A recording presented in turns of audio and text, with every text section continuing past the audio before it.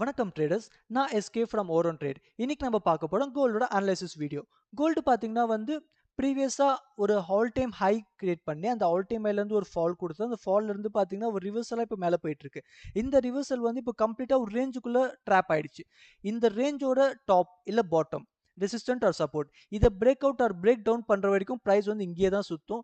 In case இதை ப்ராப்பரா break out or break down பண்ணுச்சுன்னா ஒரு பெரிய நம்ம எக்ஸ்பெக்ட் பண்ணலாம். ஏன்னா எப்பவுமே இந்த மாதிரி ஒரு ரேஞ்சுக்குள்ள சுத்தும் போது ரேஞ்சுக்கு மேலேயும் கீழேயுமே எஸ்எல் கலெக்ட் ஆகும்.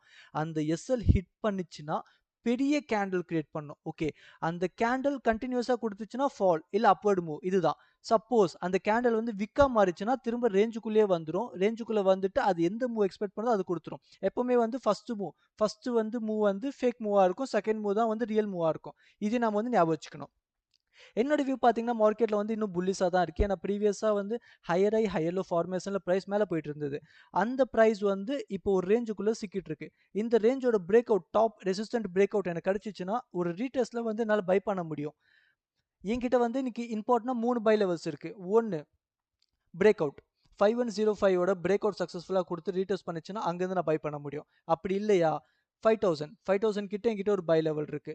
அதுவும் இல்லைனா 4940 இந்த 3 இம்பார்ட்டன்ட் பை லெவல்ஸ் என்கிட்ட இருக்கு. அண்ட் செல் லெவல் பார்த்தீங்கன்னா 5105. சப்போஸ் இது ஒரு ஃபேக் மூவ் கொடுத்து எல்லாரையுமே பையர்ஸை ட்ராப் பண்ணி ஒரு ப்ராப்பரான 5 meter red colour candle closing கொடுத்து ஒரு சாட் பேட்டர்ன் கிரியேட் பண்ணிச்சுன்னா அங்கேருந்து நான் செல் பண்ணிடுவேன். இது ஒரு இம்பார்ட்டன்ட் செல் லெவல் இருக்கும். செல் லெவல் பார்த்தீங்கன்னா 5000 வரைக்கும் என்னோட டிபி நான் வைக்க முடியும். அதுவும் இல்லை இந்த லெவல் பிரேக் அவுட் பண்ணிச்சுன்னா 5236 இது நான் இன்னைக்கான மேஜர் செல் லெவலாக பார்க்குறேன். ப்ரீவியஸாக இந்த இடத்துல ஒரு ப்ரைஸ் ஃபால் ஆச்சு. ஸோ இந்த வாட்டியும் ஃபால் ஆக பாசிபிலிட்டி இருக்குது. ஸோ இதெல்லாமே இன்னையோட மேஜர்ஸ் லெவல். இந்த வாரம் நிறைய நியூஸ் இருந்தது. நியூஸும் இன்னைக்கும் வரப்போகுது, நாளைக்கும் நியூஸ் வரப்போகுது. இந்த நியூஸ் எண்ட்ல பார்த்தீங்கன்னா கம்ப்ளீட்டா மார்க்கெட் எந்த பக்கம் போகணும்னு டிசைட் பண்ணிடும். அதுக்கப்புறம் ஒரு பெரிய நம்ம எக்ஸ்பெக்ட் பண்ணிக்கலாம். ஸோ அதனால ஐ திங்க் வேர்ல்டே இந்த நியூஸ்க்காக தான் வெயிட் பண்ணிட்டு இருக்கு. ட்ரம்ப்போட நெக்ஸ்ட் அனௌன்ஸ்மெண்ட்காக வெயிட் பண்ணுது.